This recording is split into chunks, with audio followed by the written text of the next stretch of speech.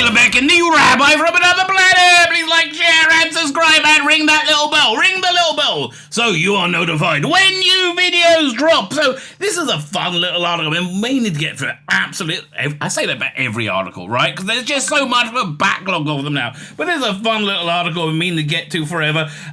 Was much more disappointing, right, than I thought it would be. I thought it had much better entrance in it. It's the 10 best everything you know is a lie moments in Doctor Who. So I really thought they'll be leaning more into the Jodie Whittaker stuff. No, they avoided that, right? Well, they avoided the main ones of that, which I thought was a bit weird. So, you know, there's stuff here, there's quite a bit here to take the piss out of, which, you know, is what we do here. We like to take the piss. Why do we like to take the piss? Well, it's kind of fun. You know, it's time to have a laugh. So that's what we're going to do right now. Like, share, subscribe, comment. All those things are fan-dabby, double-dozy. Go look in the video notes. Go look at the video notes. You will find links. What links will you find? You'll find a link to my Substack, my email newsletter. You know, it could cure cancer, baby. It can cure cancer. I don't know if it has yet, but it could. It could. I'm that confident, right? I'm that confident. Maybe you should go for chemo as well. Okay, I don't know. This is not medical advice. I want to be very clear. I am not giving you medical advice on this channel. However, if you smoke a shit ton of weed, if you smoke like lots and lots of weed and watch Warriors Gate, that might be a good evening, right? That might be a good evening, you know. I don't know. Again. Check with your doctor. Don't check with your doctor on that one, okay? I'm helping you out, baby. Like, share, subscribe, comment, check my video notes, sign up my Substack, my email newsletter, follow me on Instagram, follow me on Twitter, follow me everywhere! Yes, that will be very good. Especially hit the subscribe button. Thank you very much. Fine. So this was from my live stream I streamed. I'm such a boomer. I streamed on Thursday, right? I'm recording this on Sunday, so that'll be Thursday the 12th of January. When is this video going out? Who knows or dares to dream? Keep watching the skies, baby. Keep watching the skies. The skies? I don't know what the skies. Keep watching the skies. Now, let me hand over to me from whenever it was, a few nights ago. Everything you know is a lie moment in Doctor Who. Well, they do have the two Jodie ones, obviously, but we're going to rip the piss. But it's not the first time. Let's compare them, right? One of the most satisfying moments of any form of media is when a character or the audience finds out they've been wrong about something the entire time. Yeah, I think that's how people should have felt about Deadly Assassin, the Time Lords, right? Because it was like, oh, what a fascinating new take that doesn't contradict what's gone before. It does in tone, but not in, you know, they could all coexist. Finds they've been wrong saying the entire time. Well, you know, that never happens. Think Sixth Sense. I guess the Sixth Sense halfway through, mate. I correctly. Planet of the Apes, I was too young. Shutter Island, I knew something was up. Right, I did like Shutter Island. All great films, incredible, earth-shattering reveals. Also, literally in the middle case. Earth-shattering reveal. Yes, I guess it was. Doctor Who isn't immune from this trope either. Over the years, the show has presented us with many situations that flip them on the head. Much of the shock. Okay, here's my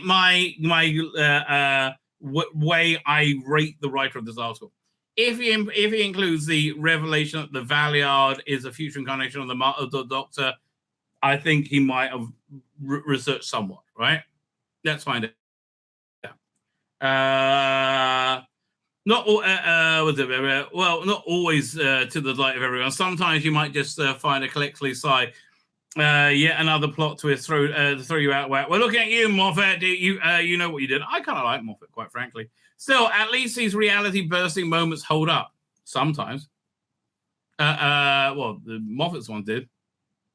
All these reveals completely changed what we thought we knew about the character or the story. They feature some truly brilliant drama, ramifications across a single episode, a whole series, and sometimes, though rarely, across the entire rest of the show. Well, one time. Right? One time. Maybe twice. The Bracewell bomb. How do I feel about that? I've never really thought about that. Do I think that was a good idea? Yeah, it's a very Dalek-y thing to do, right? Yeah, I see that. It's a Dalek-y thing to do. When the Doctor and Amy turn up in World War II, just saw the trailer, they discover that Winston Churchill and the scientists had developed a new super weapon to use against the Nazis. I can't say it, the Yankees. He calls them Ironsides, but the Doctor and everybody else at home immediately recognise as Daleks. In this episode, Scaro's favourite sons or daughters or others is never quite explained. I think they're hermaphrodites, aren't they? Not non-sexual. Explain how Dalek genders work. Were supposedly invented by Professor Edwin Bracewell, a kind Scottish fellow who seemed immensely proud of his work. What? What to? I am. I wasn't like the father of gender theory like an awful pervert, if that's what we're talking about. However, halfway through the episode, Bora Bracewell's reality. His name was Edwin Bracewell. Was supposed to be invented by Edwin Bracewell, a kind of Scottish fellow who was madly proud of it. Fine, okay. We're talking about Dalek gender. I was very confused.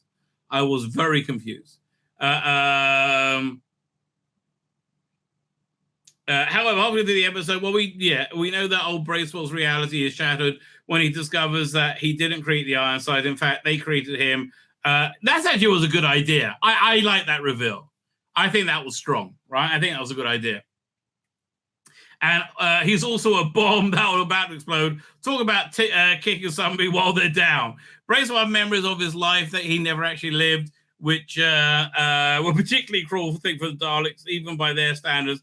But on the plus side, memories came in handy during the heartwarming scene where Amy forces the professor to embrace his humanity, which cancels the countdown of the bomb. Yes, very good Amy Pond moment. Right. You generally feel sorry for Bracewell as he desperately tries to cling to his implanted humanity. What's his name?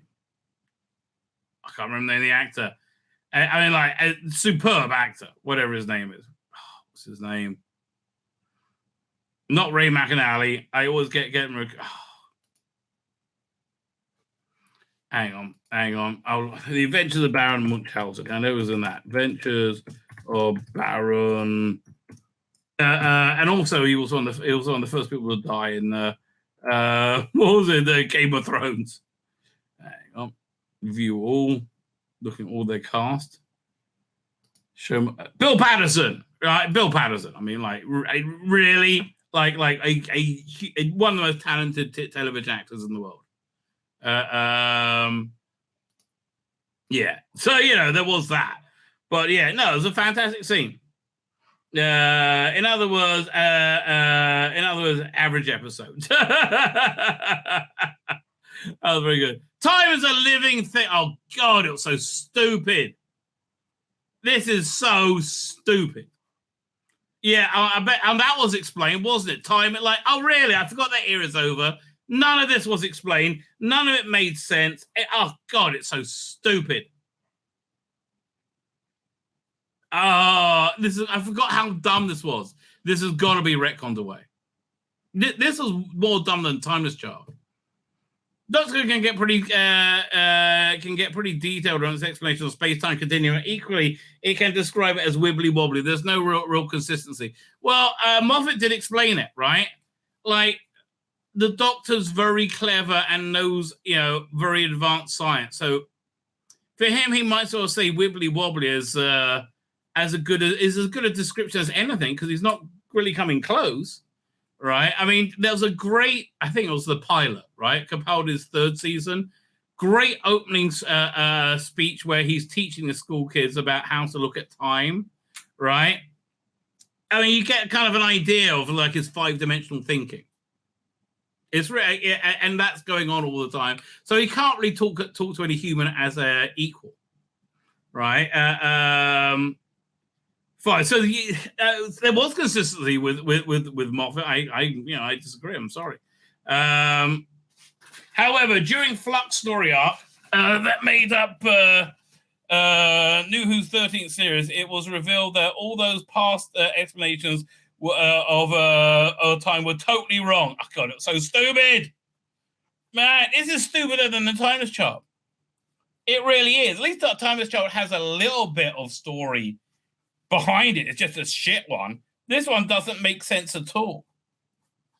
The Doctor ends up on a planet called Time. Oh God. Okay, was it the epicenter of a force throughout the universe? by the end of the series, she actually comes face to face with a thing she's been traveling through all these years, time itself, right? Who doesn't have a form, so just looks like a swarm, right? Time first appears as Swarm Flux's main villain, before eventually morphing into the 13th Doctor. It's hardly the most inspired depiction, but regardless, this avatar of time completely changes everything we thought about the fourth dimension, because we forgot about this. So you can't remember anything past the Timeless Child. But this is so dumb. Up until this point, it's been a natural force with no agenda of its own. Now, here it was, not only with a sentient, but also able to communicate, think, and feel, and an agenda, right? The Doctor is even surprised, commenting, I always wondered what time would look like. Oh, it looks like me, Thump. It was initially, it appears as a swirling mass of purple particles, and if the Doctor is surprised, then you know it's a big deal. Well, not this Doctor. She was surprised at everything. She was a moron. Oh, man. That was so dumb. And then compare it with somebody who can write. The Time Lords are alive at the end. Yes. Well, they weren't alive. They were alive inside the Time War. All right. And there was a way of connecting, of getting to the Time War, or getting them out, which they didn't do in the end. Like the War Doctor twist several years later, this reveal, it wasn't as big as the War Doctor one. I'm sorry. All right. And honestly, I got the biggest thrill from seeing Colin Baker's coat go by. The reveal of the Time Lords at the end of time changed Doctor Who forever. Not really, put it back. And while the War Doctor reveal loses points for literally being some text on the screen. What? Oh, come on. It was John Hurt turning round. This reveal had a really meaty drama behind it. I think his one, you knew it was introducing to a meaty drama. Come on. So we've been through, so we led to believe the Time Lords had perished in the Time War. They were still in the Time War. And that the Doctor was the last of them. David Tennant's, he escaped the Time Lock, yeah. David Tennant's final regular appearance as the 10th Doctor saw his people return in a truly epic fashion. Turns out the Time Lords and the Daleks and everything else in the Time War had been sealed inside a bubble. So this is we already knew this, right? And then after getting fed up with starring in Galactic Groundhog Day, the Time Lord president had launched a plan to pull his planet out of a time loop. Well, this was... I don't think it was in Groundhog Day. I think it was talking about relative time zones. But I don't think you understand what's going on, but maybe we just interpret it differently. The plan involved the Master, the drums inside his head, a special diamond, but the long and short of it, the Time Lords were several times more alive than we thought. Now, again, they were just accessible. I think the Master reveal was much bigger, quite frankly. Yana, right? You're not alone. Everything we thought we know about the Time War, Gallifrey and the Time Lords, I disagree. It was good, but it wasn't that huge. It came like a miracle. The Beast Below. This was one of the weakest episodes in that season, which was excellent, right? But there was a lot of good ideas, but the design work didn't pull together. Like the special effects and the monster and the practical effects were just too different, right? So okay, basically like this, they find out their planet is their giant. This is like in the aftermath of the solar flares, and mankind has escaped Earth, and which I like the connection to it, right? So this is the vessel Britain, and there's a terrible secret at the heart. The terrible secret is they are exploiting a giant space whale, right, and like torturing it, right, to make it to be its energy, right, to be its drive, and essentially everybody has to agree with this, and they have their memorized. So that was a reveal. It was a giant space whale, and then it came back and helped them of its own their own accord. This wasn't that great either. I'm like, let's see again. Valia being the master. Okay, this is not a great one either, right? I can't read through the whole thing. You've proved yourself to be too much of a moron. Okay, this goes for about 15 minutes before you know it's not the Doctor. Maybe 12, I think. It's hardly any time at all, right? Basically, when he pulls, when the Doctor sees he's got a wooden screwdriver, at that point you know, right? And there's huge swathes of his life missing. You know something's up, right? And it was kind of glorious anyway, right? This is one of my favorite David Tennant Christmas specials. I really do enjoy this. Rue Clayton is the Doctor again. It was moronic. It was moronic because they didn't even put in the timeless child into this. Ted, my God. Okay. I mean, I guess that's number one. It has to be number one. It was completely nonsensical mic drop, right? And they never explained it. They never, ever explained it. And it was stupid. It's not a mystery. It's badly written. It was absolutely ridiculous. And I'm sorry her costume didn't work either. The Shadow Test Extremist. Okay, so everybody hates the Monk Trilogy. The Monk Trilogy is freaking awesome, right? The first episode, it's again, you got all the stuff about Bill Potts being a lesbian. We know she's gay. Oh, Lano, stop. Anyway, so basically the Doctor gets pulled into this massive big conspiracy. It's really cool, this big adventure, but he finds out at the end that he's really part of a test simulation by the monks to see how to invade Earth, right? They do a simulation of Earth in an AI, but they do it too completely, and they include the Doctor. So at the end of it, he finds out he's an AI. He's not real. And so what he do? He hacks into the system to call the Doctor, right? To tell him that. That was pretty good, but they are much better. Like his fake out regeneration was fantastic as well. John Smith accepts his fate in Human Nature, Family of Blood. No, really, that's not a WTF moment. We knew it was going to happen. What, we thought, no more Doctor Who. Yeah, he's just going to write, no. I disagree. Pandorica Trap, yes. That was a good WTF moment, right? And now, I know it's silly, but you have all those monsters showing up together. I like it, right? You know, and like the clues that he's being entombed in the Pandora. I like it. In general, I think the season was absolutely knocking it out of the park. The Master reveal. Okay, there's so many they missed. This was a good one. Well, they didn't put in the Timeless Child. I don't understand. How would you put in Dr. Ruth and what's the other one from Jodie?